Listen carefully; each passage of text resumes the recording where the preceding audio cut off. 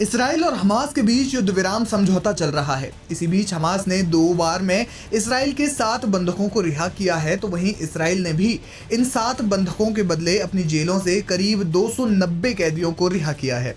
लेकिन जहां एक और हमास 42 दिनों के युद्ध विराम समझौते का पालन कर रहा है, तो दूसरी ओर वही हमास अपनी ताकत को बढ़ाने का काम कर रहा है। जी हाँ, बताया जा रहा है कि हमास ने 7 अक्टूबर 2023 के समय से इसराइल के साथ जंग शुरू होने के बाद अपनी सैन्य ताकत को बढ़ाया है। आंकड़े बताते हैं कि हमास ने करीब 10 से 15 हजार लड़ाकों की भर्ती की है। इसराइली मीडिया ने सूत्रों के हवाले से जानकारी दी है कि हमास ने युद्ध के साथ साथ लड़ाकों की भर्ती पर भी जोर दिया है और यही कारण है कि उसकी फौज में करीब 15,000 नए लड़ाके भर्ती हुए हैं। माना जा रहा है कि भविष्य में ये इसराइल के लिए एक बड़े खतरे का सबब बन सकते हैं।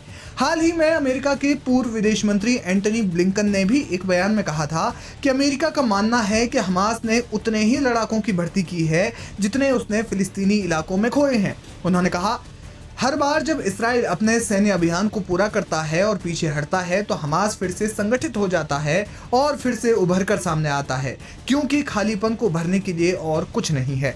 दूसरी ओर इजरायली सेना प्रमुख जनरल हार्जी हलेवी ने भी कहा था कि हमास के ज्यादातर कमांडरों को इसराइल ने ढेर कर दिया है। हालांकि हमास का पूरी तरह से सफाया नहीं हुआ है। उन्होंने कहा कि इजरायली सेना हमास के अंत के लिए लगातार लड़ाई जारी रखेगी।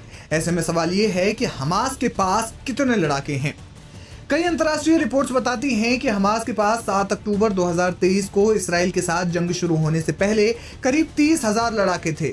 हालांकि बीते साल 2024 में इसराइल ने अपने बयान में कहा कि उसने हमास के 17,000 लड़ाकों को मार गिराया है। हालांकि इसराइल के इस डेटा की कोई स्वतंत्र पुष्टि नहीं की जा सकी। ऐसे में अमेरिका के पूर्व विदेश मंत्री एंटनी ब्लिंकन का ये कहना कि उनके मुताबिक हमास के जितने लड़ाके मारे गए हैं उसने उतने ही लड़ाकों की भर्ती कर ली है, ये कहीं ना कहीं तथ्यात्मक लगता है।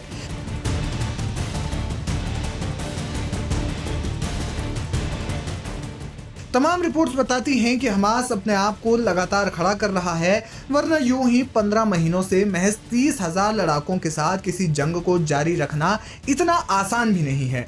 यानी कहीं ना कहीं हमास अपनी सैन्य शक्ति में इजाफा कर रहा है।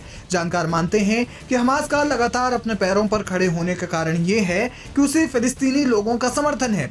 इसराइल ने पूर्व में फिलिस्तीनी जमीन के एक बड़े हिस्से पर कब्जा किया है, जिससे उनके दिलों में राष्ट्रप्रेम की भावना का लावा धधक रहा है। अपनी जमीन को बचाने की जिद ने हमास को जिंदा रखा है और शायद यही जिद उसे आगे भी जिंदा रखेगी।